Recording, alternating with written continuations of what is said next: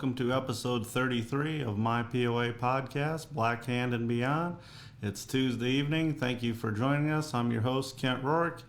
Today is 2/22/22, so kind of a special day for those people that pay attention to stuff like that. I only noticed it when I had to write it on contracts and stuff today. Otherwise, it's just another day. Of course, we try to do this podcast as many Tuesdays as we can throughout the year. We did 30 of them last year, and we're on number 3 this year after starting February 1st. We took January off this year. We have a pretty special episode tonight. We have 2 guests. Sometimes we don't have any guests.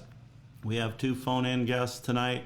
Melissa Andring from Dover, Minnesota is going to be our first guest, and I think it was her first convention this year. We're going to talk to her about that, and that's what the show is about, the convention recap basically in the Hall of Fame that happened at the convention. And then we're also going to be talking to Ashley McKenzie, who was our very first guest. She's not live tonight, but hopefully she will be here in a month or so. We're going to have another special episode where she's a guest, basically a co-host, but tonight she's coming from Edmond, Oklahoma via cell phone. So again, we have 2 very cool guests tonight as we talk about the convention. Unfortunately, I didn't get to go to the convention. I only have so many trips in me a year, Monica and I, and we try to go to Minnesota once a year, and her mom lives in Reading, Pennsylvania. So this year we haven't been there in a couple of years, so we're going to try to get out there this year. And then there's always some other trips. So maybe next year I can make it to the convention, but this year it just didn't work out. But the picture I got here, 2 fine gentlemen that did make it to the convention, as I call them, Levi T and Tommy T. Of course, that's Levi Trezwitowski and Tommy Tomlin. So they met each other basically through the podcast here. So this picture is pretty near and dear to my heart. I got to go like this for dramatics. I've known Tommy for a long time, and I just met Levi via phone and through this podcast a couple weeks ago. And if you don't know the story, please just go back and watch episode 31, the first episode of the year this year, where I interviewed Tommy and first interviewed Levi. So, of course, he won some big trophies this year. We'll be looking at this. He had over 9,000 points on his horse, and he became high point in the nation on Perpetually Tipped. And Tommy was bred for the sire of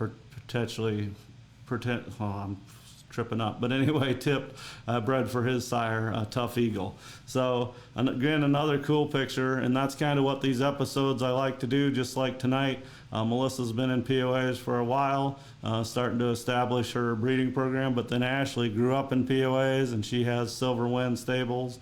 And next week, the episode's going to be about the Knight family, who's just starting out a breeding program in Ohio. Lori Wilson Knight and her young stallion and the program she's putting together. And then also featured next week is the Fisher family. Milford and Nancy, their daughter Kelly. They've been in POAs since probably the 70s, bred a lot of great POAs in the 80s and all the way up. So next week, again, you'll have a newer program and then a real well-established older program, and that's kind of what we like to do on Black Hand and Beyond. So again, I'm glad people like this picture. I like it. We're going to talk about some of the stuff that happened at the convention. Again, I got all this secondhand from Tracy and different people like Melissa and Susie, Levi's mother, sent me a lot of pictures, and some other people sent me some pictures. So I think I got almost all the pictures on here that people sent me. If I missed some, I apologize.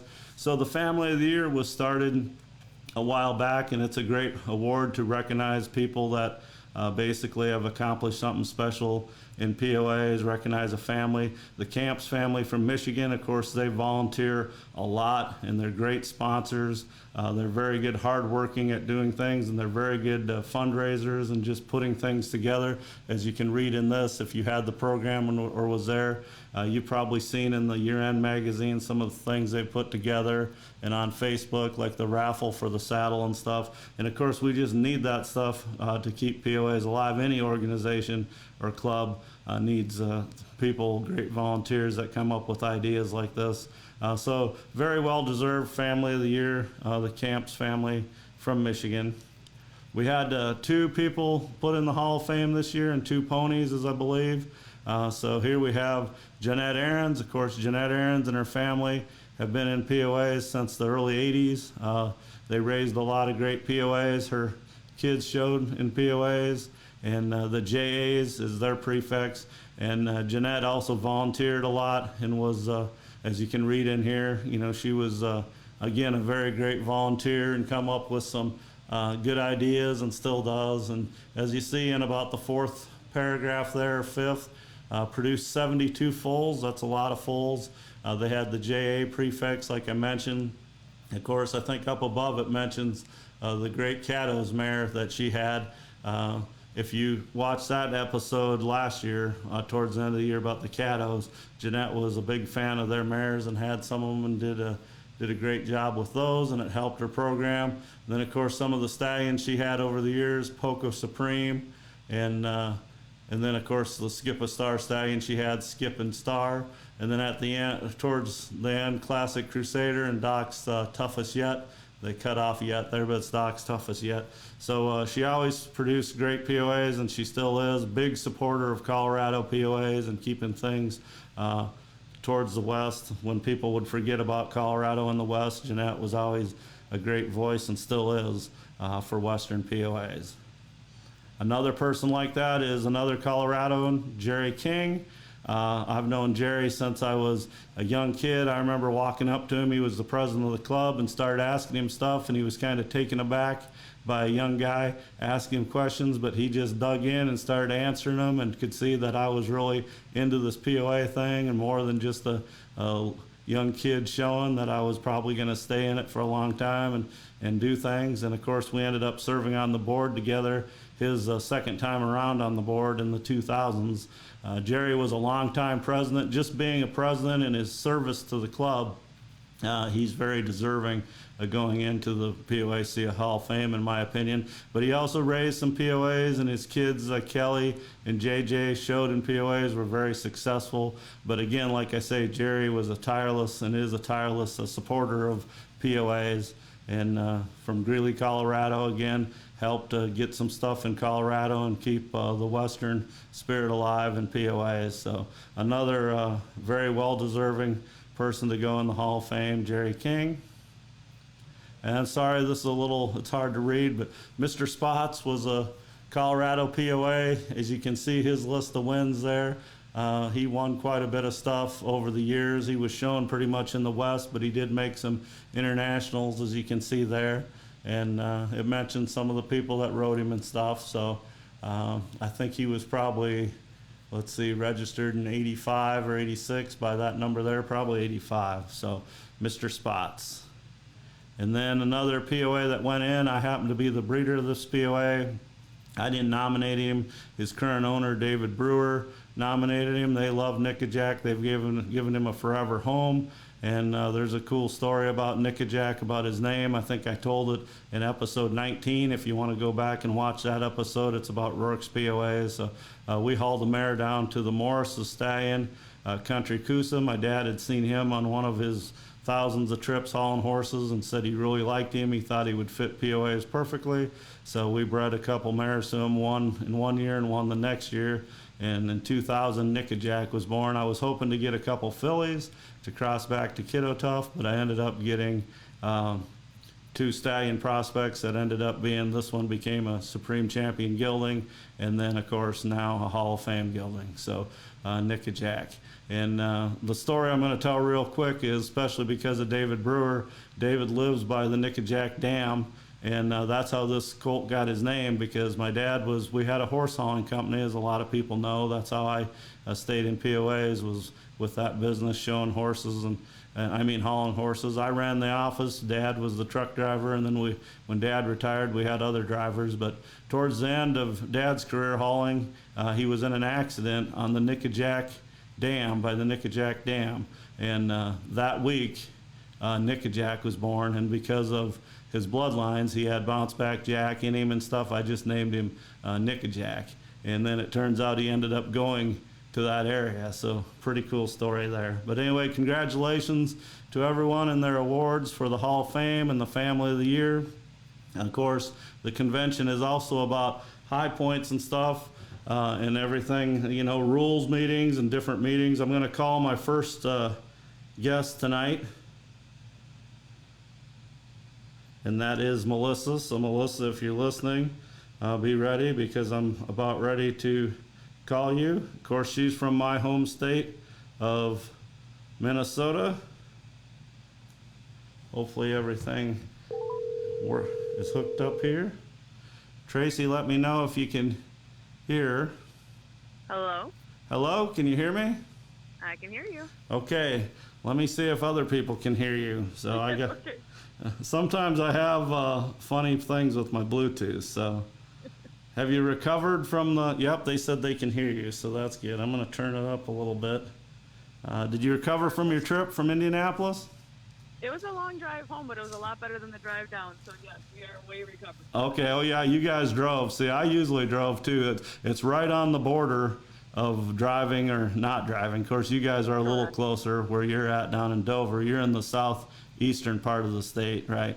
Right. And Yeah, then it it's was a- almost I-90 all the way, I-90 to I-65. So it was a good trip that way, but the weather impacted the drive down for sure. Right. I have a picture of the weather outside I'll get to here in a minute. I think Tracy sent me a picture of the parking lot, and at first I thought, why did she send me this picture? And then I realized, well, she's from Florida and she was showing me the nasty weather. So I think it's just rain, but we've been getting bad weather in Oklahoma too. We're supposed to have a bad ice storm tomorrow, but I think it's going to miss this part of Oklahoma. So. Yeah, we had a snow day today, so that helped with the recovering. Oh, really? And you're a teacher, right? Correct. Yeah, so you got the day off, okay. Well, I could have called you and prepared for the, what's that? Kind of, sort of. We have to do work on. Well, right, you're not watching, Price is Right like we did when I was a kid. That's what we watched when we had a snow day. Correct. Yeah. Yeah. So was this your first convention? It was. Okay. So what did you think? Was it everything you'd hope it would be? Absolutely. Absolutely. Okay. Yeah, you know, the banquet part was amazing. The awards were fantastic. The food was great. But just even the meetings and hearing all the discussion behind the decisions that were made was just super interesting. Right. Well, sometimes there's some very good conversations come out of some of those meetings. Sometimes they're a little boring. You know, I was on the board for so many years that sometimes it got a little redundant. You know, that's why I think you shouldn't be on the board forever. You should go off, you know, and you get fresh committee members and stuff. But most of the time, you get a really good discussion going and people are throwing ideas around. And that's what the convention kind of turned into being, is like a think tank, you know, and a place to, yeah. And That's then a great description. Yeah. right, and then plus you do have the awards and you can have fun too, you know. But so Yeah, what? I think people had a good time at bingo. That's for sure. Right, you know, that was my suggestion years ago. I won't get credit for it because I have nothing to do with organizing stuff now. But when I was talking about getting a museum and stuff, and I said we could have kind of a bingo, you know, thing, and they didn't like it back then. But I guess times changed now, so I'm glad it was fun. I always liked bingo and trivia. I always thought those two things would be good. POA trivia, of course. Oh, yes, of Because course. Tracy and I would get on the same team and beat everybody, and they'd be mad. But Yeah, I don't feel like that would be fair. that wouldn't be fair. No, we'd have to split up. So, of course, there's a lot of other good historians out there. So, you're holding a buckle there. What's that for? Non-pro walk trot. Non-pro walk trot. Okay. And what was the name of the POA you won that with? Her name's Call Out My Name. Call Out My Name. Okay. Is that a Silver Kid relative? She is a Silver Kid daughter. Yeah, I knew that. So, okay, we just got to plug that once in a while. So unfortunately, I don't have a bunch of pictures probably of your experience. There's going to be pictures. I'm just going to scroll some pictures, and some of these kids are so well known that I'm not even going to mention stuff. People will just be able to see it, and if people want to comment. But the first picture, you're in it, so it's a group picture, kind of a fun picture there. Who's all those people? So left to right is Tara Hirschberger. She also won an award, and Bridget Case. And then on the other side of me is her daughter, Zoe. And then the one we're holding is Lily Hirschberger, Tara's daughter. Oh, okay. And those girls were award winners also. All right. Are they from Wisconsin or Minnesota? Or? Minnesota. Minnesota. Yeah, Minnesota girls. Yeah. All right. You know, people pick on me today, or not today, they did today too, but here at work in Oklahoma, because I say, oh yeah, when they say something, I'll say, where's the car? And they say, oh, it's parked over there. And I'll go, oh yeah. And I don't know I'm doing it. And they make fun Well, of at me. least you're not saying, yeah, sure, you betcha. Yeah, I don't say that. I do that as a joke. Yeah, you betcha. I grew up with that because there was a lot of Scandinavians and Finnish people in the little village where I grew up, little town, a lot. And a lot of them were our friends too, close friends. But yeah, it's funny how different people, when I go different areas, sometimes they think I have an accent and then other times they don't. They can't tell I'm from Minnesota, but I can't tell. Now when I go back, like if I go to a restaurant or something, I definitely can tell. You can tell. Yeah, I can tell. As a part-time server, also, I'm constantly telling people I'm going to sneak right by them, and I kind of laugh because I'm not sneaking when I tell you I'm sneaking. But Right. It's definitely a Minnesota thing. That's a Minnesota thing, yeah. And some of the different things like tags and tabs, like we have a tag Yeah. office here and you put a tag. And I remember telling some Minnesota people that when I got back up there, some POA people actually, I was telling them at a Kansas show, I said, is some of the stuff like kitty corner and caddy corner? And they're like, what? Yes. So that's always fun, different areas of the country. That's why I love POAs and like this convention, because you could sit around after the meetings and stuff and have fun about things like that.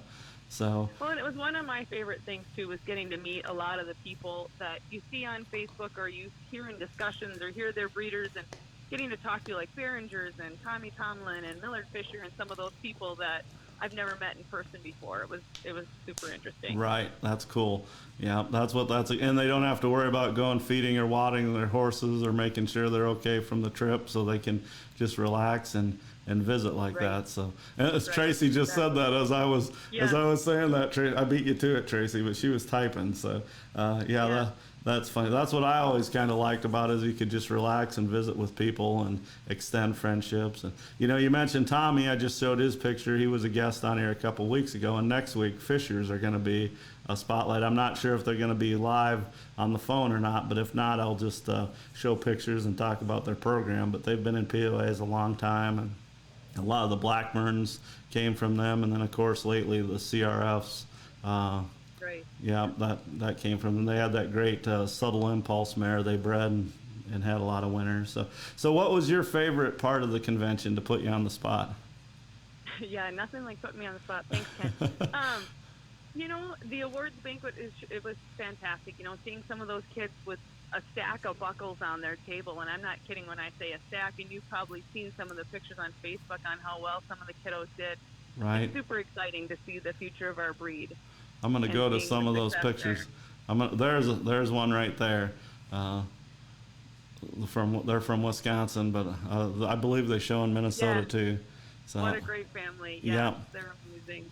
Yeah, and that look at all, I was trying to count those earlier, and I was like, well, there's 6, 12, 18, and then I counted them the other way. There was 6, there's rows, there's 6 rows of 3 or 3 rows of 6, and I'm Right. like, wow. And then look at all the awards under the table. Oh, I know. And the trophies. They could and- start their yeah. own tax store if they wanted Yeah. to, and definitely, so, yeah. But they're hardworking and a family that gives back too. I know Eric runs the gate at every single one of our shows, I feel like, and if you ever done that, that's a job. Right.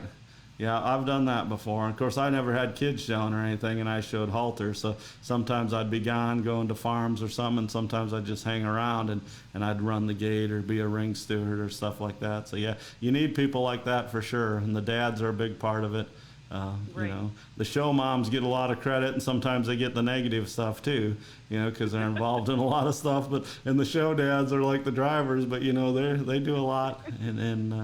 So I'm just kind of Yeah. scrolling back through some of these pictures. So there's the Yeah. picture of the weather that Tracy sent me. So okay, now so the banquet and stuff. As far as meetings go, I know you said you tried to attend as many meetings as you could.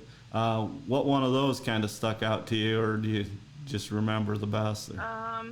Well, gosh, the inspectors meeting, we went to the inspector seminar or clinic. I'm not quite sure what to call that, but we Right. went to that. That was definitely informative. I thought I knew a lot about POA coloring and characteristics, but I definitely learned, and measuring for that matter. Right. But still learned a ton. Diane Keaton did a fabulous job with that.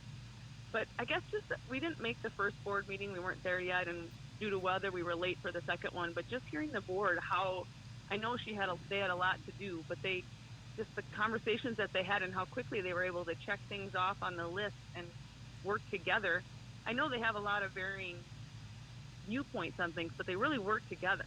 Right. And it was fantastic to hear that. That was good. Yeah, and that's another thing. You know, it's people from it's set up in areas or regions, of course, and so people from all over the country. So everyone's represented. Of course, the more members you have in a certain region, you get more votes. You know, basically, you get more directors. Like the Midwest gets, they have 3, and the area I'm in now, the Mid America, they have 2.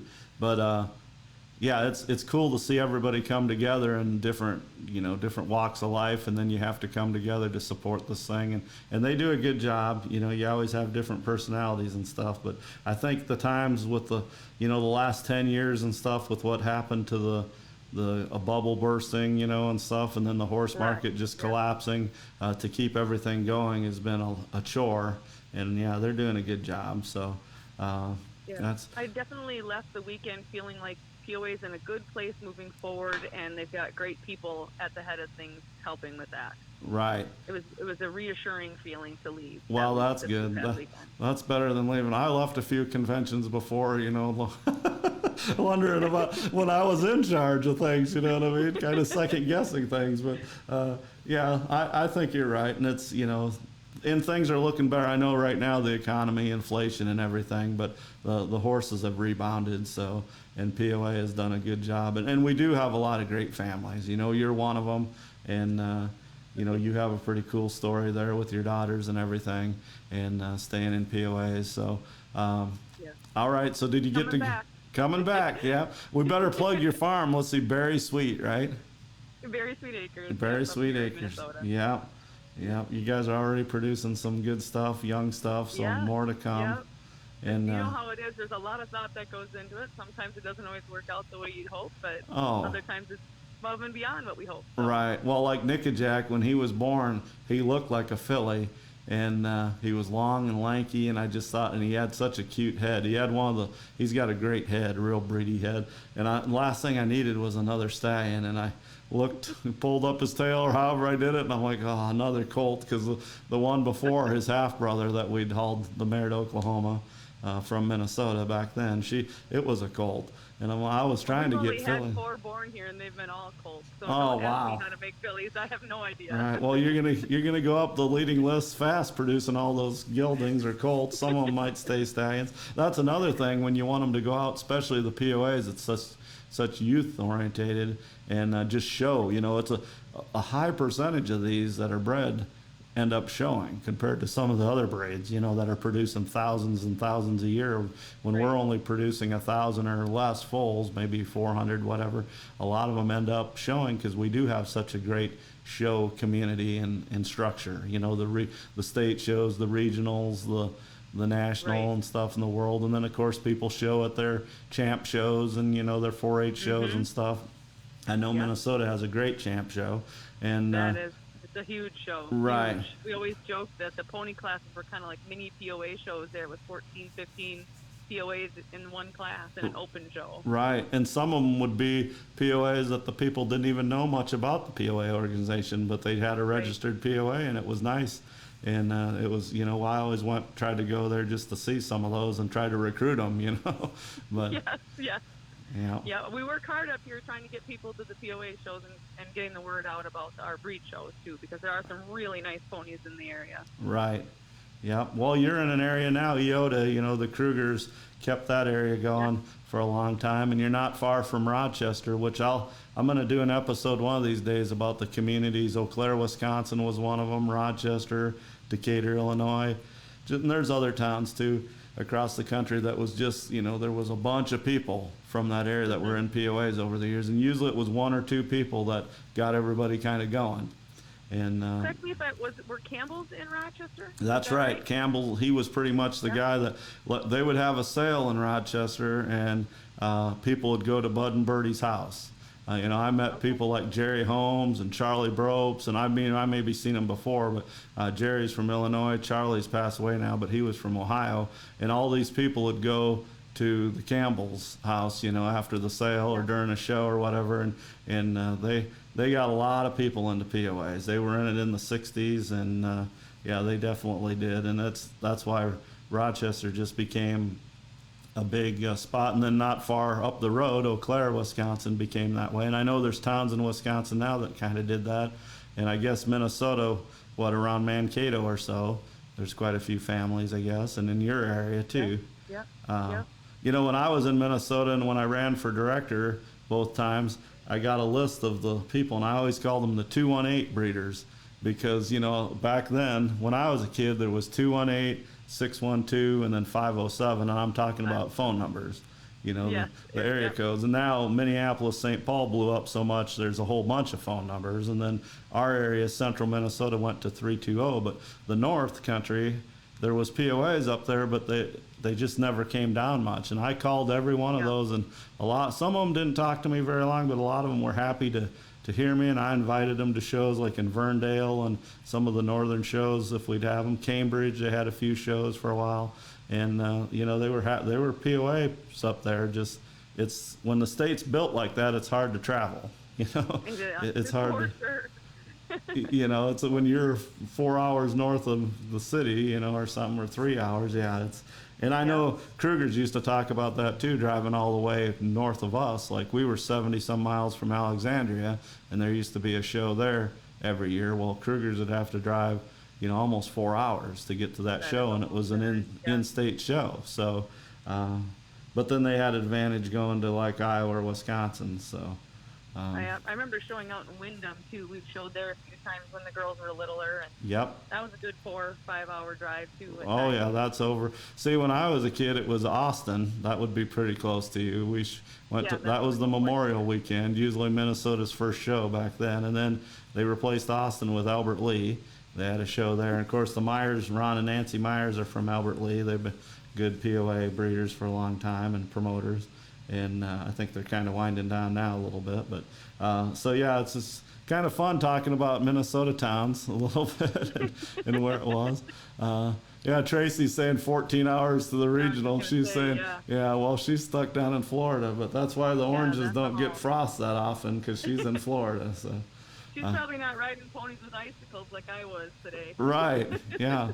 But you can she can go to an ocean and break a horse out, I guess. I don't know if it's allowed. You have to do it in a snowbank, so. There you go. I know there's stories of people that did that, POA kids, you know, got on their 2-year-olds in snow when we used to get a lot of snow, and they couldn't buck that way. It does slow them down. It slows them down a little bit, yeah. So I hope people are enjoying the pictures here as I'm scrolling through. There's some great families represented. Of course, I only have about 10% of the people that was there probably, but the people that sent me pictures, I appreciate that. We're having a great conversation with Melissa from Dover, Minnesota. She attended her first convention. Sounds like she had a blast, and she learned a bunch. Those inspectors committees or meetings are very important, you know, and they sometimes they have a clinic, like you say, and then you have to attend so many clinics to become a national inspector and stuff. And there for a while, that was almost like a dying art. You know, we were losing a lot of inspectors. And so we need some people like you, your age, not to put pressure on you, but, you know, you and your friends to continue it and learn the colors and learn what there is and learn the height and stuff. I was at a regional one time, and we were doing permanent height cards. And I'm not throwing anybody under the bus. I won't mention names, but there had to be a current director or past director, and then another inspector. And this one person was inspecting this pony, and I was just, you know, looking at the hooves or whatever you do.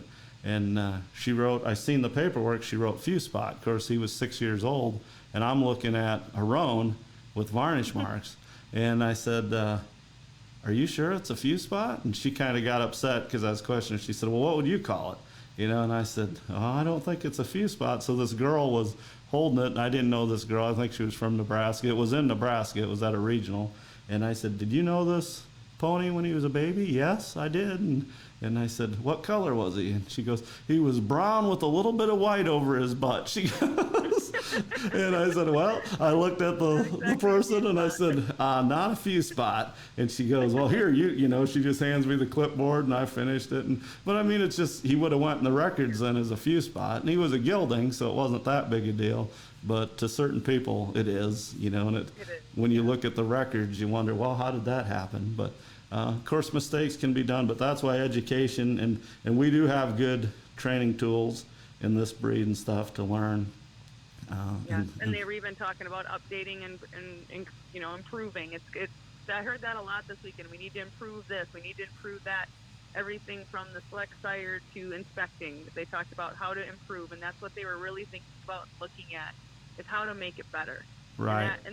That's a wonderful thing to hear when you're in a breed is that everybody's working, trying to figure out how to make it better and move forward into the That's 2023 that's right. and beyond. Well, that's why this show I usually don't try to get too negative, because believe me, if I wanted to have an opinion show, I know a lot of people would come on with their opinions. And even though I haven't owned a POA in way too long, I could have a lot of opinions. You know what I mean? But when people try to do stuff like at the Congress last year, they did some stuff that, and some things I agreed with, some things I didn't. But you know what? Even the stuff I didn't agree with, they were trying. You know, they were trying to create excitement and new things. Of course, some of it's money generate. You have to produce money to keep these big shows going. But you know, even the Congress name, when I was a kid, it was the International. You know, so when they changed it to Congress, I mean, I could do a whole episode on that and get some old timers on here that haven't even heard of the Congress. What? Yes. The Congress is a corridor show in Ohio. You know, that's so. Anyway. Well, I'm glad you had a good time at the at the convention. You were at Congress too, so. Yes. Was that your first Jump back Congress in. last year? It was actually our second. We Okay. hadn't been since 2012, but it was my first personal time showing at Congress, and it was my daughter Sophie's first time at Congress. So Right. she also got an award at convention. Unfortunately, it fell right when her senior trip to Washington D.C. was happening, so I got to pick that up for her. Oh, okay. Well, at least she still has it, so. Yep, exactly. That's another thing POAs has a challenge with now too. Back in the 70s and stuff, you know, if you played football or if you were in band, you know, and the whole joke band camp and all that, you know, but that really, now there's football camps, there's dance classes, you know, there's like Ashley McKenzie's going to be my guest here in a few minutes, and she said, well, I'm going to be at ice skating between this time and that time, but I can try to answer the phone, you know. And everybody's got so much, you just don't do it certain time, you know. It's, if you want to be good at something, just like showing POAs, you have to work at it. And so we have a lot of competition.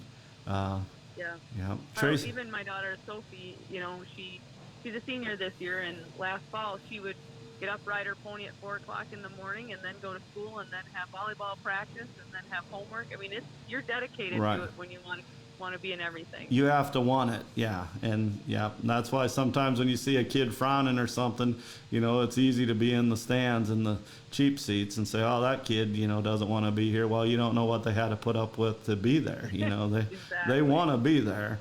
You know, and it is fun. And it's a lot of memories. It's forever memories, and they meet people from all over. And that's POA. I mean, I love the breed, but if there's a breed in a club, you know, it's the POAC, of course, Pony of the Americas Club, and just meeting people from all over is a cool thing. So. Well, and I've said for years, and this is why we came back to POA, is it's a family. You know, and I don't care how far away people are, you're a family in POA. People recognize each other, know each other, and root for each other at these big shows even. So right, that's true. I don't know how many times over the years I borrowed stuff from people, or somebody come to me, do you have a halter? You know, and I never was that equipped as well as some people, because I was more of a breeder than a big shower. But it was always, you know, it was always that family type deal, atmosphere for sure. Yeah. So I will never forget in the warm-up pen last year before going in for showmanship, I looked down, and here Elsie had chipped her hoof, and I was like frantically looking around for a hoof knife, and I think it was Tracy Keene that ran back to her stall, or knew somebody who had one, and came up and got one, and we got that chip pick, you know, cut off before she went in for showmanship. So right. I mean, it's that's how I've always felt at POA shows. It's just that way. It is, yeah. I would say for sure. So that's what keeps people coming back, and that's why you see, I call them heritage breeders and stuff, people that are second, third generation, you know, and the JPFC and then the 19 and over program has helped that too, people coming back, you know, and coming back with their families. But all right, well, is there anything you want to add about the convention, or? No, just that I think, you know, they're working really hard on making it more kid-friendly, and so we hope to get more kids there next year, more families, make it a family event. And I know it seems like a lot of money to me at first when I was like, oh, $95 a piece, but then you got 3 meals and a whole weekend of family time, so Right. definitely worth it. Right. I know sometimes if you get a salad or something, you go, wow, $95, but you do got to break it up. Or we got a sandwich for lunch one time, and I was like, wow, there's not even meat on this sandwich. It was like a cheese sandwich or something. But I mean, Oh, the food was fantastic. yeah, I don't know imagine it who is. the Yeah. caterer was, but it was fantastic. Right. Did you get a chance to go to the home office at all? We did not. Okay. That was one thing I wish we had had time to do because I hear there's a really cool room. Right, there is. And I don't know if they had it open this year or not, but sometimes, they used to, like on Friday night or whatever, before the convention really got going. Of course, we used to have our meetings at the office a lot of times. We wouldn't always have them at the hotel, or if we had two meetings, we usually had the first one before people got to town, there, the directors meeting, and then we'd have one after all the committee meetings. We'd have one at the hotel in a room, and that was usually where people could come. The other one wasn't private either, unless we went into executive session, but the attendees of the convention could go to the Sunday morning one. So I don't know what the schedule looks like now. So Tracy just said the food was the best ever served at a convention. Well, that's good. So I haven't been to a convention since Nashville in 2010. So food's changed in general since then. But when I was on the board, I went to 6 conventions in a row, and they were nothing against the town, but they were all in Indianapolis. And then when I didn't need to go to the convention, they were in, like one was in Florida, I think, and there was in Texas and stuff. I did get to go to the Reno one. So I've never been to Vegas, but I can say thanks to POAs, I flew to Reno, Nevada one time. So. Would have been a little warmer than Indianapolis probably was. Oh yeah, Indianapolis. Well, see there, I just did it. Oh yeah, but yeah, driving. I can remember stopping. Don't laugh, but stopping at a payphone before cell phones and calling my mom and dad saying, "I know you're watching the weather. I'm in Wisconsin somewhere. You know what I mean? I'd be by the Dells or something, because that's how I'd go. 94 basically. I lived like 30, 40 miles south of 94. So I'd say I'm doing good, and I'm still heading that way. Because sometimes it would be bad weather. Well, it's in February. They had one in Minnesota one year, and we had one in Sioux Falls. I went to that one. I didn't go to the Minnesota convention because I was already here in Oklahoma. So before you run off, Melissa, go ahead and how many babies you got coming this year? Just 3 this year. Okay. What are they looking like? What's the crosses? We have Dutch Rock and Roll. She's our daughter of Major, RY Major Equity. She's bred to RPR's Impulsive Superman. We're a big fan of him. And then we've got my Appaloosa mare is bred to, I've got Superpowers. Okay. And then our Silver Kid daughter is bred to Guaranteed Equity. We love that Major and Silver Kid cross. Right. That's a good cross. Yeah. That'll be born with a disposition and probably loping. So, right. Yeah. Yeah. For POA bloodlines, it's huge for me. Oh, yeah. I'm 45 and I flat if the young ones decide they don't want to go for a ride. So I kind of like it when they're chill. Right. Well, we always bred for disposition and heads, and when people would say, "Well, you can't ride the head," I'd say, "But inside it, we got good stuff too." So. I love it. Yeah. All right. Well, thanks for spending time on the Thanks for having podcast. me. Yeah, and I'm glad you went to the convention. Are you going to be in Tulsa this summer? That's the plan. That's the plan. All right. Well, I only live an hour and a half away, and that's the plan. But I never know if I'm going to make it or not. So, like I said in the beginning of this, I only have so many trips in me a year. So. Well, we hope to see you. All right. Well, I hope to see you too. Talk to you later. All right. Thanks. Yep. Thank you. Bye. Bye-bye. All right. That was Melissa Andring from Dover, Minnesota. She's raised her 2 daughters in POAs, and they had some Dutch POAs, and now they have some of the crosses that she was talking about coming this year. And she rides Call Out My Name. It's a Silver Kid daughter, and they have Berry Sweet Acres or Berry Sweet Farms. Look for those. They put that prefix on their POAs. Yeah, Melissa, you're getting good jobs from Tracy. She came through. She has a good radio voice, Melissa, so that's good. I might have to have you back again as a guest. So I'm not playing on Facebook or anything. If you see me on camera, I'm just looking up Ashley's number here. I'm going to call Ashley McKenzie here in a minute. So we're going to go through some more pictures again. If you're just joining us, we're talking about the recap of the 2022 convention. The POAC has kept the convention going on for a long time now. I believe it started in 1988. It's one of the newer traditions compared to like the sale and the futurities and the show. The Select Sire Futurity started in '82, so that'd be a little newer. But the show and sale both started in the '50s, and the powers that be kind of got together in the '80s and said, "Hey, we need to have a meeting." They used to have the annual meeting and stuff like that at the sale, and the sale and the futurity started getting so big they just decided to have it with an awards ceremony in the winter, basically, or early spring like this, February. So, and then that took some pressure off the show, because before the Congress, what was called the International show, we used to have the awards ceremonies, and they'd present, but it was already in July, so this makes more sense to have it after the points come out at the end of the year and everything. So the first convention was held in I believe in Indianapolis. So I think there's been 18 of them in Indianapolis, and then the rest of them's been kind of all over the country. I know I went to one in St. Louis and Sioux Falls, and so you get to see some different cool towns. So I want to thank everybody that's watching so far. We're going to have another guest. I want to thank people that sent pictures. Hopefully you're seeing friends of yours or yourself on here, or you're seeing your kids. Looks like there was some great awards. Whoever put the awards together this year, I know they always do an awesome job. The states have to always come up with sponsors and their year-end awards and stuff, and the club has to, and looks like some cool jackets. And there's Scott. Scott's doing a great job as our president of the board of directors, and of course they've been a great family over the years in POAs. So as you're enjoying these pictures here, I'm just going to call Ashley McKenzie. Of course, she runs Silver Wind Stable just down the road here, about an hour, in Edmond, Oklahoma, and she is a board of directors, so we're going to get her take a little bit. No secrets or anything, so don't worry about that, but just things that are common knowledge to people. And of course there's a lot of membership that doesn't get to go to Congress, so that's why we're going to cover some of that. Hey, Kent. How's ice skating going? Well, we actually skipped it. Oh. My brother's in town from New York, so we went to Mexican food. So. Uh-oh. Well, you still are busy, then I better cut this fairly short or make it fast. No, we're good. I'm home. Oh, you literally just walked in the door. You just always have perfect timing. Oh, I'm that way. That's my secret to stuff. So,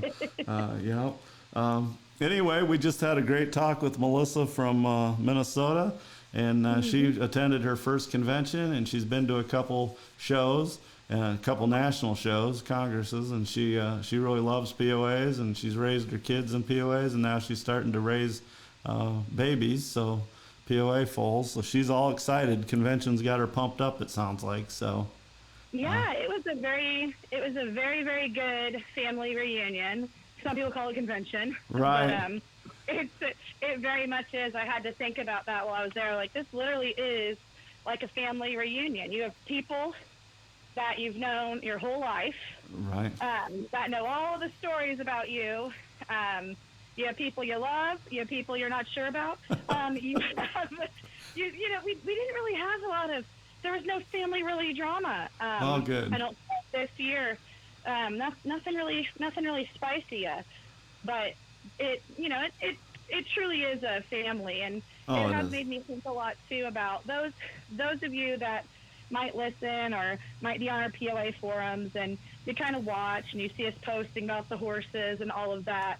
I really encourage you to get connected with your state clubs, because it is a whole different experience when you get to be a part of something with a group of people that have the same interests as you. It's just really something special. It goes even beyond the ponies. Right. And we're such a welcoming group.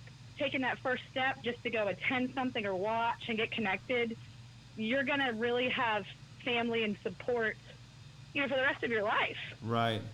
That's right. That's very well said, Ashley. And you grew up with it. I grew up with it. You've seen it, like you said. And I still have friends I talk to, that I haven't seen in years and years, but I've seen them in POAs, And like you say, the convention would be a family reunion. We need to do an episode on that, about some of the friends you've made across the country, over years, absolutely. and what they're doing now. A good test too, when you're on Facebook and you see that somebody has had something important happen in their life, one of your POA friends, right, or something tragic that happened in their life. You go through the comments, they'll have 100 comments on there, and 90% will be their POA friends from all across the country that they met. Right. And that just shows me that level of support that really everybody has. And I think it's important, too, to really think of it as a family mentality in the sense that, you know, sometimes when we are debating our issues on the board or just personally with people, it can get a little sticky because people have different ideas and viewpoints, and some people are polite about how they're sharing things. Some people are more brass, and you know, that's kind of like a family. It is. Well, you know, like, well, when you get into the board stuff, and it is a little political, it can be, because you're running an organization just like elected officials running the government. You know, you're basically running a form of government, and most of the people that do, well, everyone that's a board of director has passion, or they wouldn't have run for it. You know, they wouldn't have did it. Yeah, so when you get all that passion in a room, sometimes it boils over. But what I've been hearing about this group of directors is that you guys work pretty well together, and oh, absolutely. And you know, it's kind of funny now that I've been on the board for over a year. You know, when I walked into going on the board, I walked into a firestorm. You know, and I'm this young new director coming in, and it was like, boom, we're going into executive session. This happened. We're going through the shift where we had, I mean, literally saw our financials. We didn't have enough money to pay our wages for our staff probably for the rest of the year. Right. And we weren't even aware of that.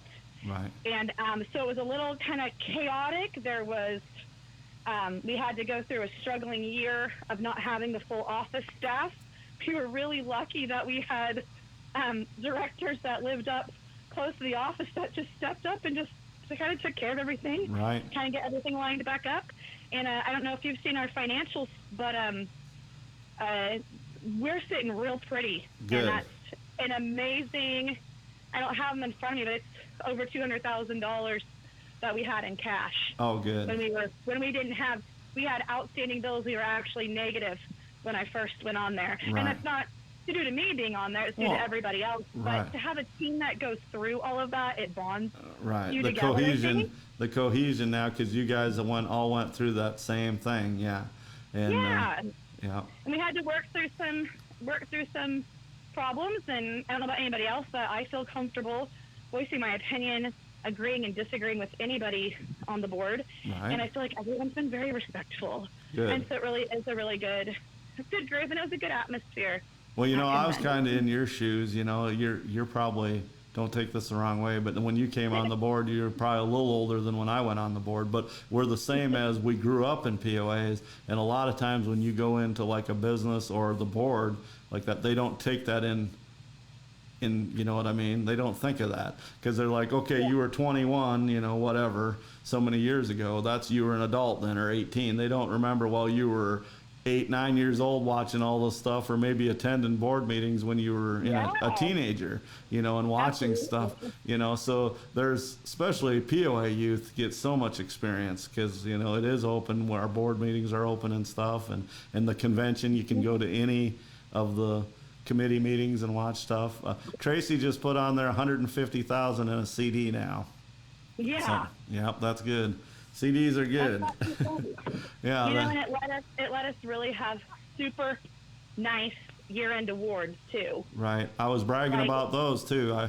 They look really nice. We're going through the pictures here, and yeah, there's a board member there with a hat, a box on his head. It must be Darren, I think.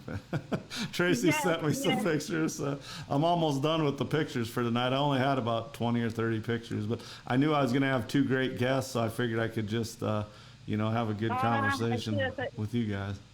Yeah, Tracy and I, even it was so like everyone was getting along so well. We did decide at one point, it was like, maybe we'll spice it up. We'll pretend like we have a beef about something. And, you know, we couldn't do it. We just kept laughing. We're like, you know, it's kind of boring. No one's talking about anything like that. And, you know, we couldn't do it. But I do have a good post picture of me and Tracy I should have sent to you beforehand. But, you know, you got directors and people from all over the country. This is the one event we have where we don't have our horses with us. Right. And we just, you know, it's a nice time to sit and socialize. It is, and you work, you do a lot of work, and you sit there and you kind of pour over some ideas and you talk about old times and we met new people that had, Tracy and I actually both met people that had horse she had bred, and I met someone that had a horse that was in my barn, and the girl was there. She had just won a bunch of year-end awards with it, and got to connect her with the girl that used to own it, and it's just kind of special. Right. And some people go to the convention after being in POAs a while. It seems like that's one of the last things they'll go to. Like they'll go to the futurity, or the sale, because that was like I always called that Super Bowl week. That was always a fun party atmosphere. And then, of course, the big show or a regional. And then after they've been in it and want to learn a little more, they'll head to the convention. And we will. I mean, this year we did the best we could with convention. Considering last year we couldn't have one. We really. Future conventions too, when you come to it, like next year we're going to be in Springfield, and hotel has a pool and a splash pad. We're working on having some more like outside events. Those are always nice to go to. This time I didn't miss it that much because I really just sat down and talked with my friends a lot every night too. But the future one's going to be a little bit more kid friendly, so you could bring your kids, and they kind of have some stuff to do too. And so it's moving out of Indianapolis next year, the convention? Yes, Yep, Springfield, which Springfield, state? Missouri. Well, I'm going next year because that's like just a little up the road from Tulsa. So. Yeah, it's not too far at all, and we're talking about locations for places in the future years. So if if anybody has any ideas and wants to gather bids on those, we're of course not opposed to being in Indianapolis. At all. It's a lot easier in our office staff and bringing the stuff and everything. And there's plenty of places in Indianapolis that we could have it where it's connected to some more fun stuff. Well, I was looking at the history of the convention before I went on air tonight because I actually had time and I knew I was going to be on time, but I started looking and, it started in Indianapolis. And I knew it was in Kansas City, Missouri, and St. Louis. And sometimes, as you can see, the board, the board might shift it to a certain spot, and then you could kind of tell over the years when maybe we were in a down period where they moved back to Indianapolis and it was there for 4 or 5 years to kind of recoup, and that we didn't have to send stuff out or send employees and vans of stuff or whatever, like the awards. Just moving the awards is one thing, you know what I mean? Just absolutely. And those are things that people don't always think about, and I think an important quality that we have as a whole is flexibility.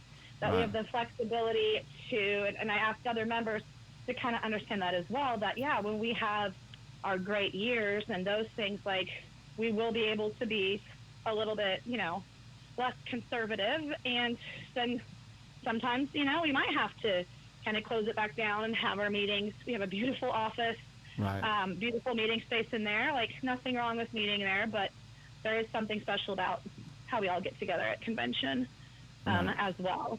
I remember when they bought the chairs, my last big board meeting was at the convention, as far as, it was in Indianapolis, and they just moved into that new building. So my last meeting was last year I was on the board, that was up and running. And Harry Chestnut had got the chairs, I forget where, in Michigan or something. He was the president at the time. And somebody was commenting on the chairs, and he said, well, because of Denny and Ken, I had to get big chairs, I guess. So hopefully those chairs are still there.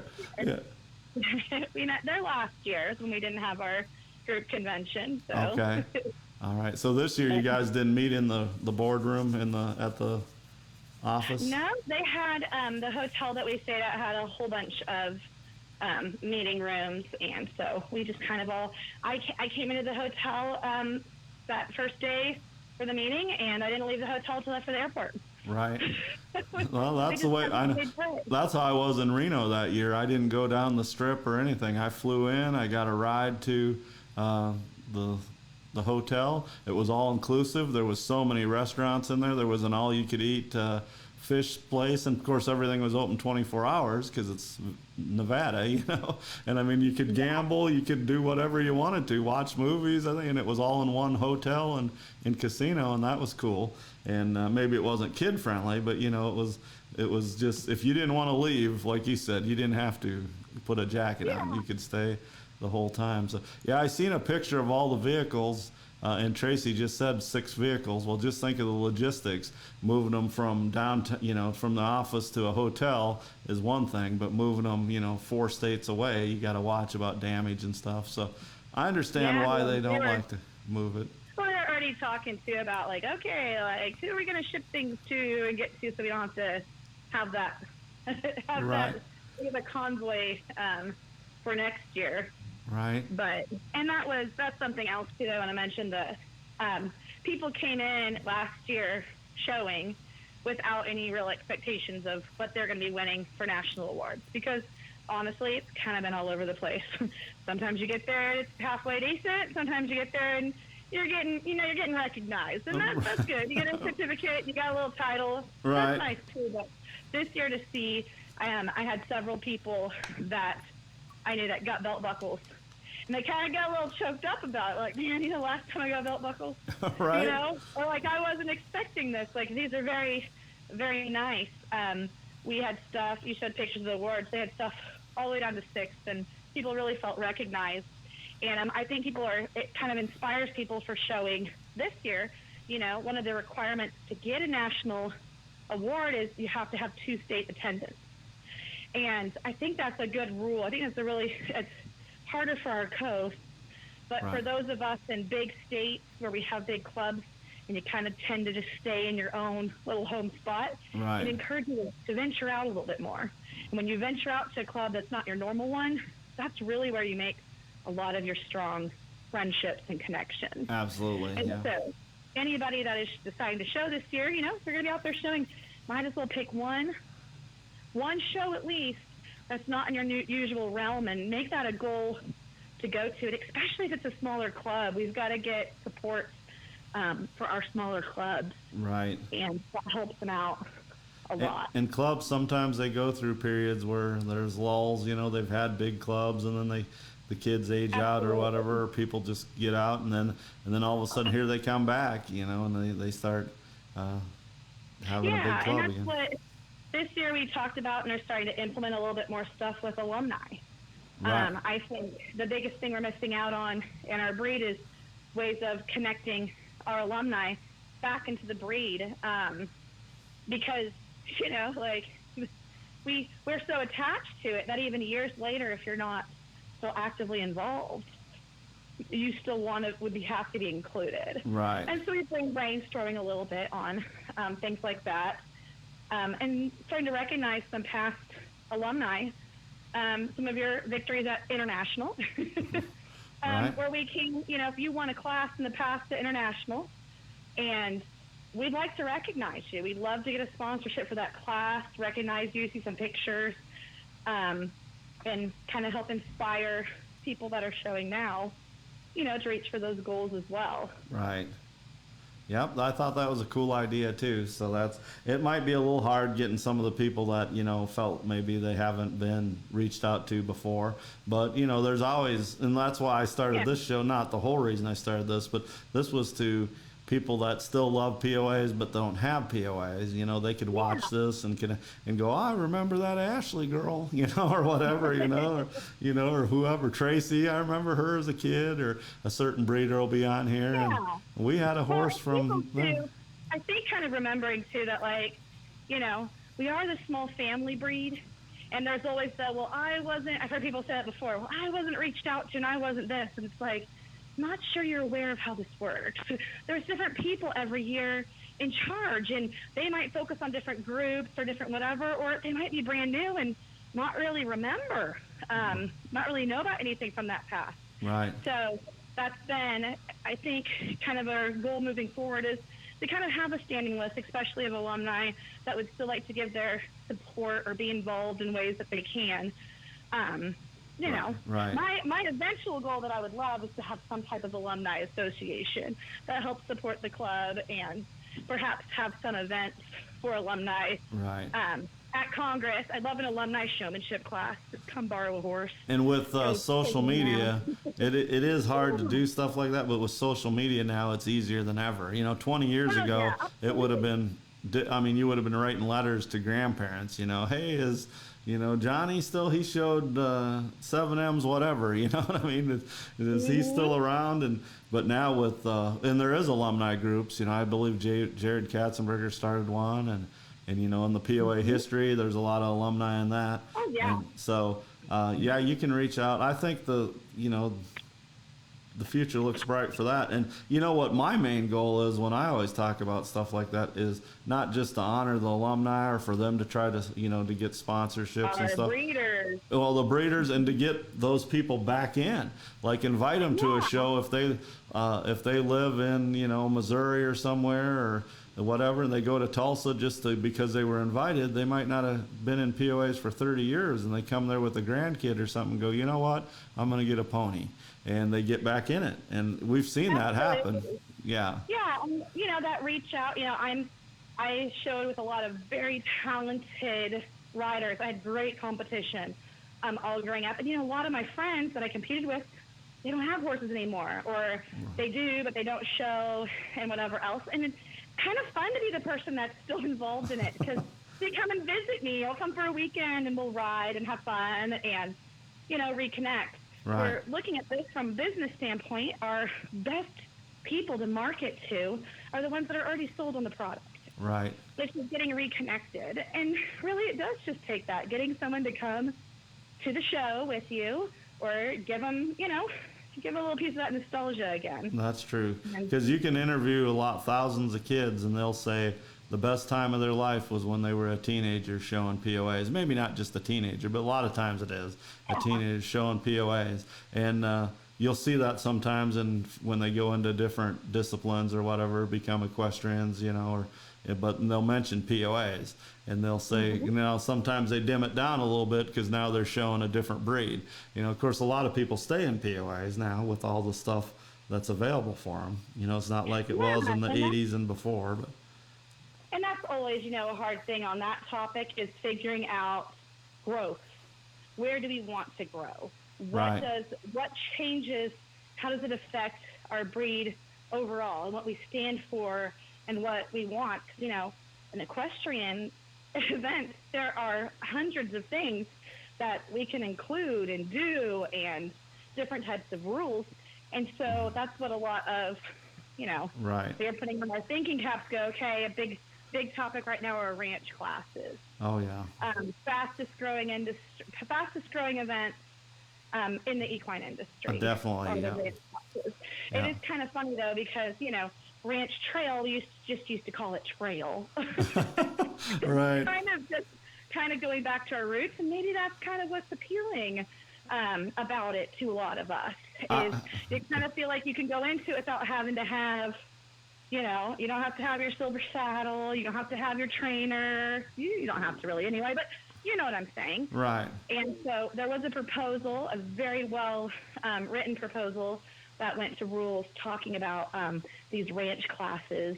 And it was so good that they had tabled it to investigate it further, to really talk to people that presented it and see what kind of classes we can have that would be optional classes to add at your shows, depending on your region.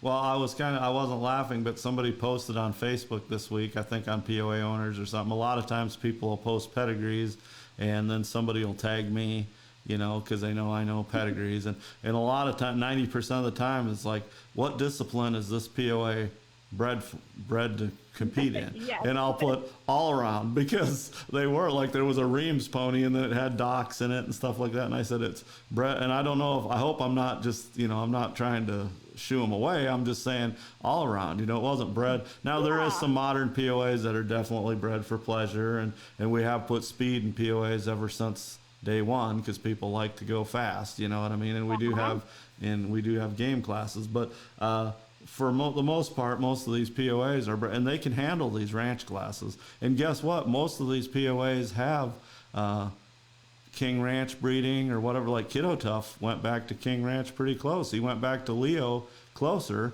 and both his grandparents were POAs under 54 inches. So, or 50. So all these POAs have such a foundation of horse breeding more than just pony breeding, that they can do a lot of things, so. Well, and you'd be surprised too. I'm not sure if you're aware. One of the ponies that's been with my group for a while, but I always kind of laugh about it because we have a pony that is very Western pleasure bred, impulse line. Little girl got her when Mare was maybe 4, and the girl goes, a couple years ago, I really want to get into barrel racing. I'm going to sell her, and I'm going to get a barrel horse. But I don't know about that. I think you should wait. Why don't you just start barrel racing her? She's a pleasure horse. She is one of the fastest little barrel ponies in this area. Right. She's gone to Vegas. She's done all of the things. That's and cool. It's so funny because, did you know? And her sire still shows he's a gelding, and he's all, Western pleasure. He's slow and easy. But, Western pleasure horses, even though they're going slow, they're very athletic. Oh, they're athletic, so when you mix that all up together, you can really get a steady, fast barrel horse out of a Western pleasure line. Right. Well, Western pleasure, Zippo Pine Bar revolutionized Western and or the pleasure industry in the quarter horse. There's no doubt about it. Then it spread to the paints and Appaloosas and eventually POAs. And Zippo Pine Bar is 3 bars. It's in his name. Bar 3 bars was a thoroughbred. That was a racehorse used to change the quarter horse breed because of his conformation. So yeah, there's a lot of blood in there.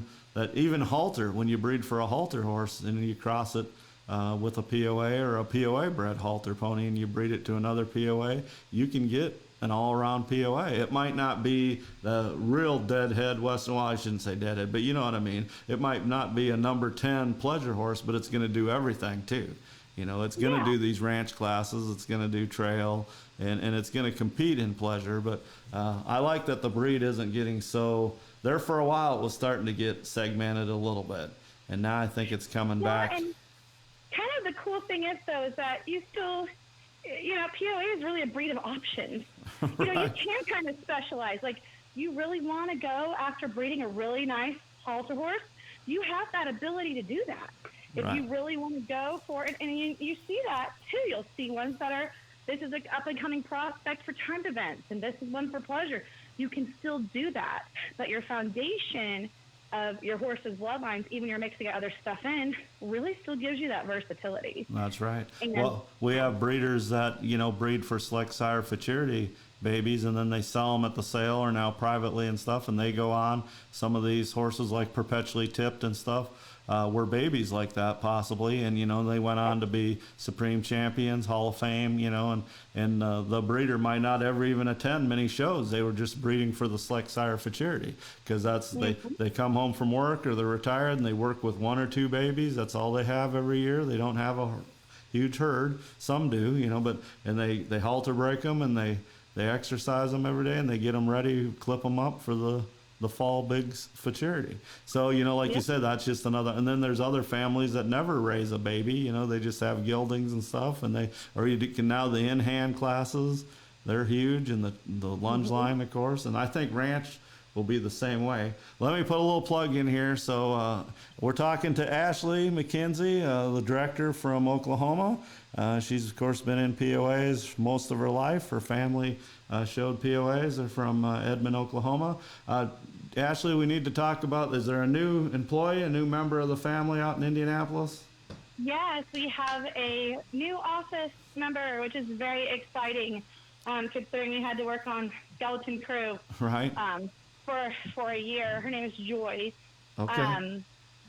Our report back to the board on how she's working out in there, Scott let us know. He goes, here's what really made me go, this one seems really great, is she's very invested already in the breed. He came into the office and she's sitting there reading through the rule book. She's our new office manager. She wants to learn and she wants to know. Right. And so it's always good, That's good. She's someone that wants to be involved in that, and she said too that she really liked. She could tell the atmosphere was very nice. Right. I'll have to send her a book, Spots Included book, so she can learn some history with the rules. So. Yeah, absolutely. That might not be a great read, but it won't be as boring as the rule book. So.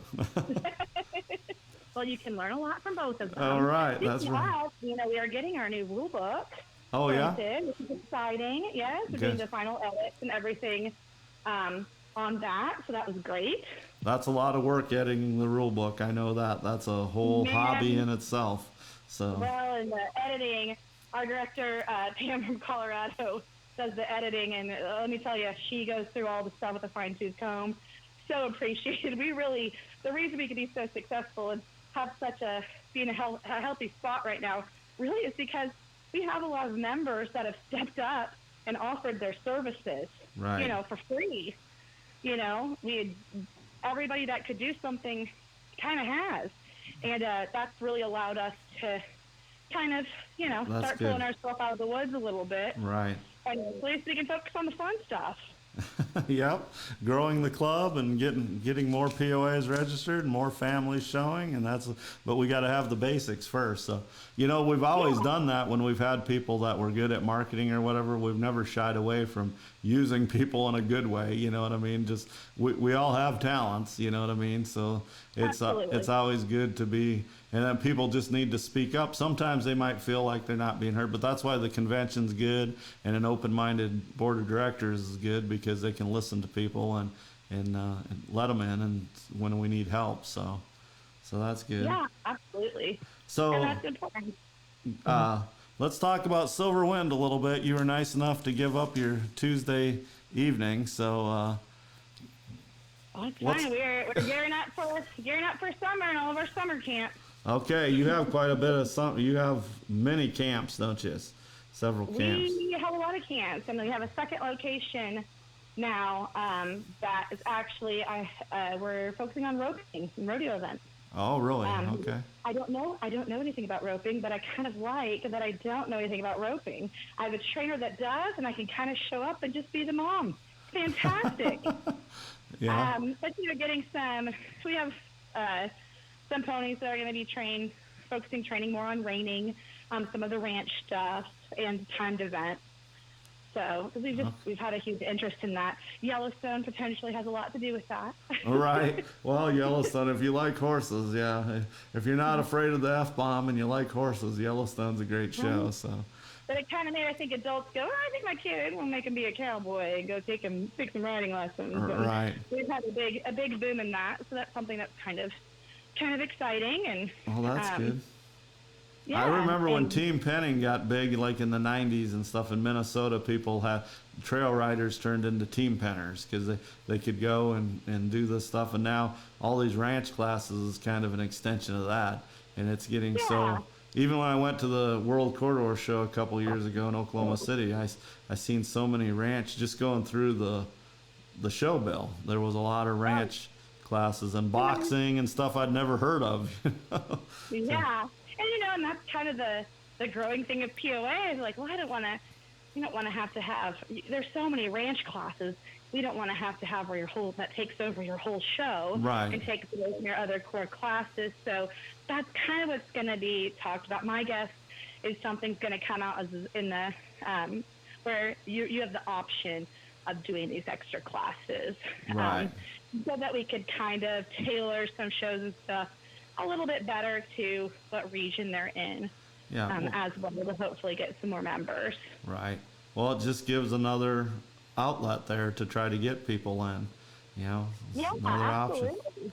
Yeah. And the POAs that are selling for the most money that you see right now are the ones at the ranch horse sales. That's right. The Triangle sale and the Shawnee sale here in Oklahoma, and I mean, I tell you what. They sell for big money. They do. I will tell you this. I am not a good businesswoman when it comes to selling horses. Because if I really was, I would sell outside of our organization to those markets because they love our ponies. Well, that's because you're tied too closely to POAs. You're a good marketer. You just don't want to. Absolutely, you don't want to see that happen. But I wish some of those would come back to POAs, but a lot of them are not. That's what I'm kind of brainstorming on. We kind of talked through it around a little bit at convention. I was like, maybe I could set up a booth at these sales and register some horses and kind of get them excited. If I have some ranch classes, I can point them to. Right. That might make them see the value a little bit more in retaining these ponies' papers and keeping them updated and, coming to play with us. That's right. That's a very good idea. That's a very good idea. You need to do All that right, or so get some volunteers. I'll sign you up with me. Hitting Ashley, hanging out at the sales. Oh, I'm gonna be busy. I'm gonna be busy selling a car that day. No, I'm kidding. You know what? We'll double it up. We'll sell cars and we'll register ponies. Well, we'll have a I'm Ram down for it. pickup. We'll have a Ram pickup there. I'll send you the dates. It'll be There you go. perfect. We got this. Yeah. So I came up with an idea for a podcast here in a couple weeks. My good friend from Edina, Minnesota, that I grew up with in POAs, Susie Schultz. Her name's Susie Schultz Huff now. I told her, think about some of the POAs she liked in the 80s. She grew up in the 70s and 80s. I think she graduated out about 90, and she rode one of our POAs we had. But anyway, she was a great competitor and stuff, and just like everybody else, she met friends from all over the country. So I said, let's do a everything 80s. I'll have a picture of a Rubik's Cube or some hair bands or whatever, and we'll talk about some movies and then the famous POAs are the ones that she really liked competing against and the ones that left an impression. And I thought, I need to have Ashley for like the 90s or whenever, you know what I mean? You need to come on and do your decade. So yeah, so I'm just putting that, letting you know, giving you a little advance warning. So okay, I'll start doing my homework. Okay, that's what she said. She said she had to do her homework and remember some of those, but then she started typing names to me right away. And I knew she would, some of the great 80s ones, because she went out to Washington to a world show. Of course, they never missed a national show. And so she's seen all the POAs that were hot at the time. So, And that's kind of, when you're thinking back on the ponies too, talking to some about this just yesterday, it's like, you kind of have to go back and go, okay, I remember going to this show, and you remember all of the fun things associated with it, but maybe you don't really remember how you placed or who necessarily beat you, because really over time, that all gets overshadowed by the fun you have at the shows and the events. Right. You have to kind of really think back on I guess this was my big competition for high points or winning this class or whatever. I've met lifelong friends in the warm-up pen, put it that way. And I didn't ride ever, so I showed in halter, but just walking over and saying, hey, who's the sire to this? Because I showed a lot of babies, all of a sudden, oh, where are you from? I'm from Minnesota. Oh, we're from Pennsylvania or Michigan or wherever, and then all of a sudden, then you see them at the stalls later, or you see them at a restaurant that night or something, and bang. And now with social media, like I say, it's a lot easier to stay connected. Oh, yeah. But back then it was, even before the convention, the show and the sale, you'd see these people a couple times a year, or if you showed a lot, you'd see them at some regionals or different, if they weren't from your area, and it's cool. Mm-hmm. Yeah, we kind of came full circle with that topic, so. Did you hear the news on the sale? No sale again this year?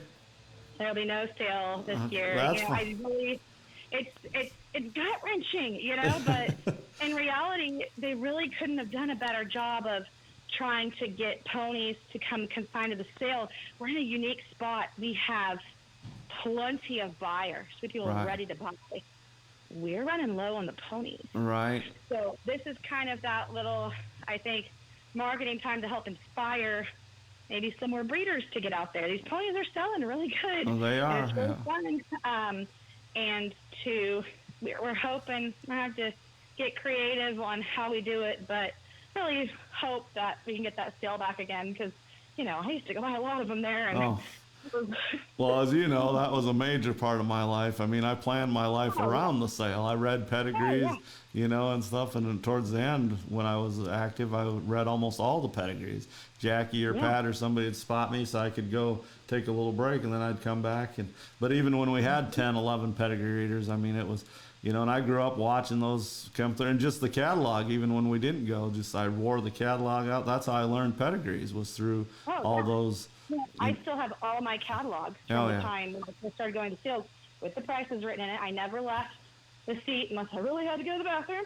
I would sit through all of them. And the last 2 years, as it was in Iowa, I had customers. We bought 27 one year and 34, I think, the next.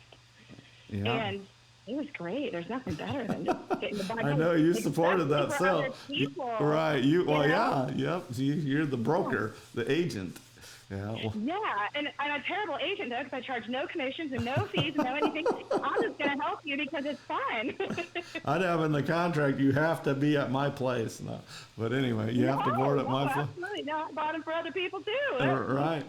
Right. Doesn't matter to me. Well, times are changing. I mean, I could have 10 episodes about how we need to sail back and how try to get a sale. So, but times have changed, and you know, it's not really the POA's fault. It's the environment, and it's, again, I've mentioned this 8 times tonight, but social media, and you know, a 8-year-old kid can post a gilding on a social media, you know, with a picture that they took from their cell phone, and have 5 people look at it in 5 minutes. So, well, what it comes down to is it's kind of the perfect storm right now of, you know, you look back over our registration numbers in all breeds, and what do you see? You see a decline of these horses being registered. That means there's less of them. Right. And we're at that point in time now where those horses, we're looking for, hey, where's that 12-year-old kid safe? It's not there. Right. Because there weren't enough of them bred, and the ones that people did get, they keep. And you have that coupled with our, you know, how easy it is to sell online. I have a confession. I'll confess it to everybody. At this moment, this is how hard it is for me to find horses in general, starter horses for people. I currently own 6 horses that I have not POAs, wish they were, but 6 horses that I have never seen in person. Really?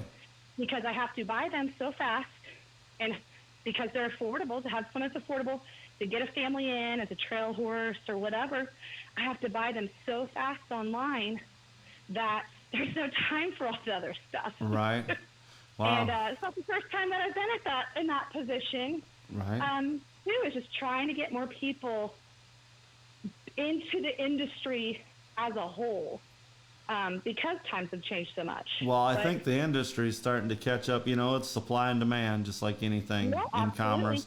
And when the bubble broke in '08, and a lot of breeders had to quit because then hay prices rose, kind of like what we're having now, a little bit of inflation and stuff. But not as many people were getting into horses then, so people stopped. It was so expensive to raise them for about 5 or 6 years. They're all, like you said, all breeds suffered. POAs were, cut in half or worse as far as number of registrations.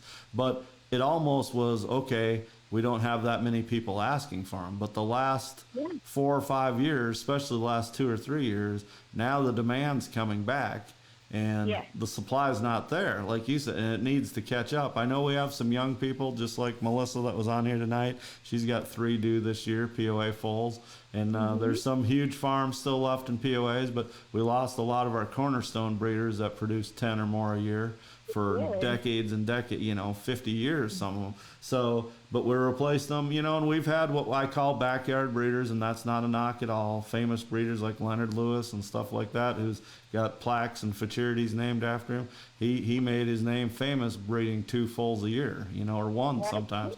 So we need that too. Or like show families that have a mare, and instead of a gelding, and then their kid's going to go off to college, and instead of selling the mare, they breed it. That's fine.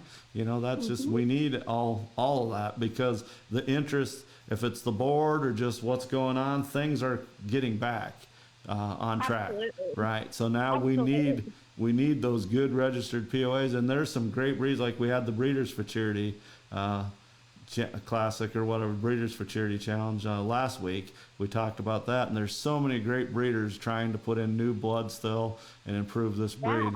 We just need more of it. Well, and you hear too, seems like we're going to be able to have some of those auctions potentially online. What I think that can kind of help with is, how many years have I been in this breed? I've never purchased a breeding through Select Sire or BCS because I'm not a breeder. But you post a link for me, and I get to see all these pretty stallions, Right. Just scroll through, see those stallions, click on them, that bio. Right.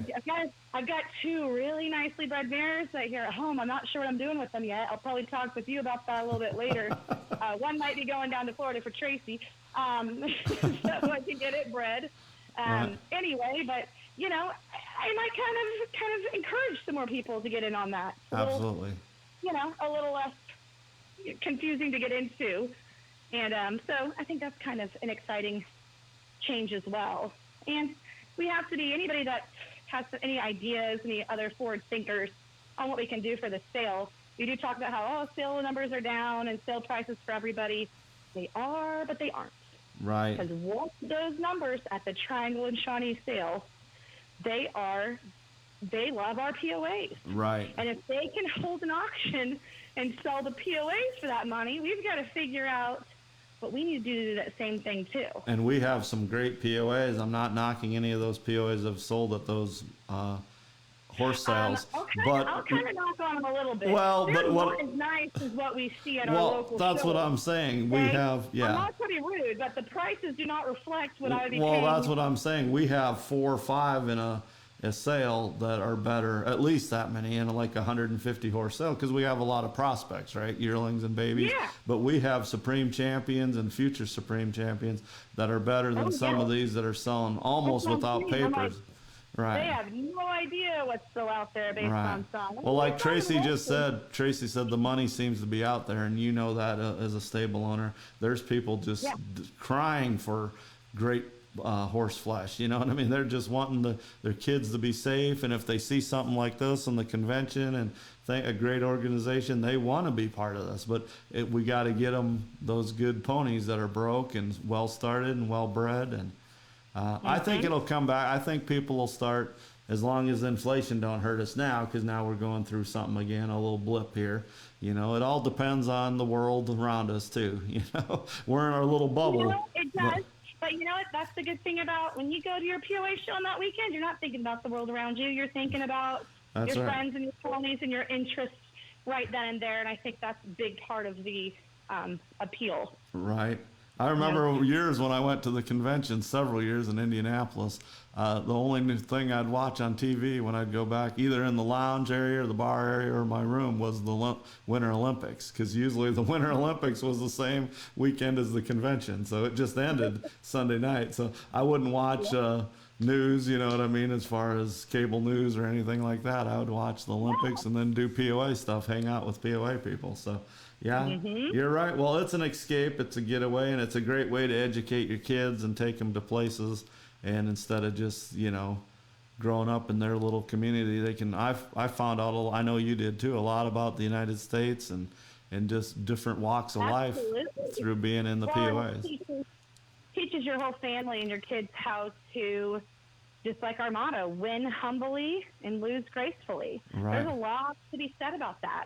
That you have to be able to take things that aren't fair sometimes or that you disagree with, and you have to learn to be graceful about it. You have to learn to fight for what's right, protest with dignity is another thing, to stand up for yourself in the right way, and to, you know, to compete in a way that's healthy. Right. And we're kind of a little village in that sense of everybody trying to be supportive. Most people that I come across showing they don't want to win anything they didn't deserve, and so you have that essence of fairness. Right. And very well said. And you know, for any alumni that are out there that are, you know, thinking, I've kind of got the itch, I'd like to see this, whatever. Any Oklahoma show that I attend, specifically Congress, if anybody's interested and they want to come, they want to put their kids on a pony and go around the warm-up arena, kind of bring them to see that. You want to go take a horse night to know showmanship, see if you still got it? I got you. My mom and I bring a lot of ponies to the show, and I can almost guarantee you we have something that you can come and just kind of reconnect to. We would love to have you back out. Even if you're alumni that didn't show with me or don't know me, right. I promise we'll be very welcoming to. Well, your mom and you both have kept the Edmond area. I mean, it's a cool town, you know, and I've met people from Edmond. I've worked with people from Edmond, and now that I live so close, I'll be like, oh, that's a big horse community. And they're like, what? You know, because it's, you know, I said, there's a lot of horse people in Edmond. And I said, I know like 100 of them in different walks of life too, you know, rodeo and quarter horse, but especially POA. And they're like, what? I didn't know that. And I'm like, but your mom and you both, you've continued it with both stables there. You know, it's become a big place, but that goes to show you, and it's like Eula Gayweiler in Decatur, Illinois, and Tom Walmsley and different people, like we were talking about the Campbells earlier in Rochester, and Eau Claire had people like Larry Gibson and stuff. If you get a big cheerleader, a big fan of POAs, and they have a facility like you have or like your mom has, you're able then to do that and get people, because it's out there. The desire's out there. Believe me, if people can do it, they want the best for their kids. Who doesn't? So absolutely. And what's better than a cute POA? So and a well-minded one and everything. They sell themselves. It's so easy. Right. You can hardly keep them in barns. Well, I probably got to wrap up, Ashley, but again, you were, the first episode set a record. I mean, because it was the first episode, or Danny Boomhauer, Les Boomhauer's son was on here, but I'm going to say it was because you were sitting here next to me. So I'm sure. That's the easiest credit I've ever been given. Right, that was pretty easy. Yeah. But we just hit 3,500 this week, because another thing I got to mention, I pinned all the episodes on Facebook on the group. So now you can go across there. Well, I did it backwards, so some of the older ones would get more attention again. And we were sitting for months and months at, when you get to a certain number in those digits, they don't say exactly. They just say like 1,800, 1,900. So for months, it's been at 3,400, the first episode. And now, just yesterday, I checked on it because I have an ego like that. But anyway, it has 3,500 now. And some of the first episodes were bigger. They had like 2,000 or close. And then we dropped down when the summer happened. Summer happened. But when it got warm and people were showing, they went down to like 500. But lately, the episodes have been up again. The one with the two Levi T and Tommy T, I call it, that episode was pretty good. And of course, the one with Charlie talking about the futurity was a good one, and this is a good one tonight. So I hope people keep watching these, and now it's easier to find them. They're pinned up there. So now this one will be pinned right near the first one. So ironically, you're too. I'm going to speak on behalf of all of POA, whether they want me to or not.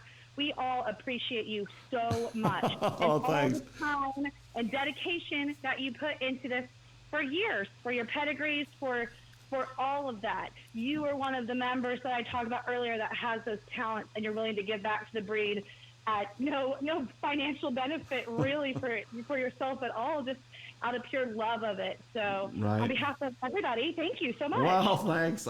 Sometimes I feel a little guilty because I haven't owned a POA in so long, and I feel like, I'll put one in your name. I'll find you one. Yeah. Yeah, I can put one in my name. I'll lead it in, and we need a 45 and over class for me. So breeder, ex-breeders. We do have 45 and over class. I know, but I don't ride. It'd have to be. You don't want to see me riding, so. I don't look like Rip on a horse. I don't look like Kevin Costner on a horse. I look more like Danny DeVito. So. I don't know. We're gonna have to go out and do a little trail ride on the trail ride. Test it out. So, all right, Ashley. Well, you need to come in studio here pretty quick and do absolutely. Your favorite horses you showed against or something. I think we come up with some ideas tonight. I know one idea would be just some of the connections you've made over the years, like Maggie LaGrasso and friends you made from showing, and now where they're at in their life. And maybe we could call a few of those people up and say, even if they're not involved in POAs now, and I think that'd be a cool episode as well. So. Yeah, we would have fun. We'd have fun with that. Right. All right. Well, I'm sorry you missed skating. I'm glad your brother's in town. So, where did you guys eat at? Well, I can't remember the name of the Mexican restaurant. I forgot it was Taco Tuesday, so they were pretty busy. So we had to go to a different one across the street from what was picked. But I don't know. It was good. It was good. All right. Okay. Well, I'm glad you had a good time. Thanks again for being a guest. You're a wonderful guest. So. Oh, thank you, Kent. Okay. We'll catch up with you later. Okay. Talk to you later. Bye. Bye. So that was Ashley McKenzie from Edmond, Oklahoma. This is the second time she's been a guest. First time she was my very first guest in studio. I have had a few guests now since in the 33 episodes. She will be coming back. It's a little closer and easier for Ashley to be an in-studio guest as she just lives. We shop in basically Edmond when we go to, if we don't shop in Enid, of course we don't have a Costco or a Sam's Club here, so we support local. But when we have to go, or like my clothes that I buy and stuff, I usually have to buy in Edmond or Oklahoma City. So she was a great guest. She's doing good things with the board. I think the board's doing a good job. This is about as political a show as I'm going to get on here. Usually we keep it pretty safe, and I think we did again tonight. So we're just trying to promote this breed and honor the people that have done great things, and promote people like young Levi here that are doing great things, and their family's doing great. And old Tommy there, sorry, not old, but Tommy, I've known you so long. I think I had conversations with Tommy before I even met him on the phone, and I wasn't much older than Levi is there. So when he had Rio Tough, because she came from Minnesota, so he used to ask me questions about her pedigrees and stuff, her pedigree. So down the road, a little updates here on some of the stuff we're going to do. Next week is going to be a cool episode. You're not going to want to miss it, especially if you're from the East. Time wise, it'll be, Central Time, 6:30 Central Standard Time, but I'm sure we'll have a lot of people watching from the Ohio area, because it's going to feature the Knight family from Ohio and also the Fisher family from Ohio, two programs that are there, one a newer program and one a well-established. And again, there's a little connection, just like I talk about Levi and Tommy, the connection there. Lori Wilson Knight stallion, LP Right on Target, is actually out of a CRF, means a Clear Run Farm. That's the Fishers program. Milford and Nancy, Milford's in the Hall of Fame, rightfully so. They've been breeding great POAs for a long time. So if you want to find out about their beginnings in POAs and some of their program, and then how their program changed over the years, and there's some famous POAs and some history making POAs that some people might not be aware that they're connected to, and we'll be talking about that. So, and some great pictures. So again, the Black-Handed Beyond part, we're talking about a new program and a well-established program. And then, as I alluded to earlier, we love the 80s, or all about the 80s. My guest will be Susie Schultz Huff. That night, she grew up in Edina, Minnesota, showed quite a few good POAs, such as like Cap and WHC Ringo Starr. Of course, she ended her POA career with the great mare Sandy Tough Dots that she got from my family. And so we'll have a good time talking about the 80s and some of the POAs we grew up with. I had tonight, actually, someone asked me about a possible episode about equestrian or equitation, I believe. And we'll have to talk to that person and see kind of what they had in mind. But anytime you have an idea, I probably won't veto it. I might, if I don't think it's appropriate, but most ideas from people are pretty cool. Just like the Leonard Lewis episode will be coming up probably in March or April. And I got a lot of great photos from the Lewis families over the years. They bred for some good POAs, and their whole family story about their kids and grandkids showing POAs. And then, of course, a big episode for me is going to be one of my mentors, Jackie Guthrie. That'll be probably towards the end of March. And we're going to have some good guests on that show as well. And that'll probably be a full 2-hour show, just talking about all the JBJs and some of the influences Jackie had on the board and different things that she worked with. So I want to thank everybody. I'm sorry I got in with talking to my two great guests tonight. I didn't read all the comments. I was looking at some of them. Hopefully you guys read them amongst yourself. Thank you to all the people that commented and that watched the show. Tell all your friends that it's a lot easier to watch these now. Ricky Whitby Clark asked me to do something, suggested to do something to try to make it easier to watch these, and I'm glad she did, because I finally did research and was just messing around. It took me a while to figure it out, but the other day I figured out how to pin. It's actually a new thing. It's changed now, called Featured on Facebook, so that when you go to the POA history group, you'll see them up top. They're all 30, some of them are pinned. My wife Monica is still working with me to get these all on YouTube. I need my computer at home, and I usually forget it at work, so she's working on that to get those all on. I just don't want to take away from the Facebook experience, since this is where we do it live. And again, these are all live. Like tonight, these two great guests, I didn't even talk to them beforehand. These were fresh calls, and I think it makes for great interviews that way, and nothing scripted or anything like that. So again, thanks everybody for watching for over 2 hours and or close to 2 hours. And I'll see you guys next Tuesday. Enjoy the song.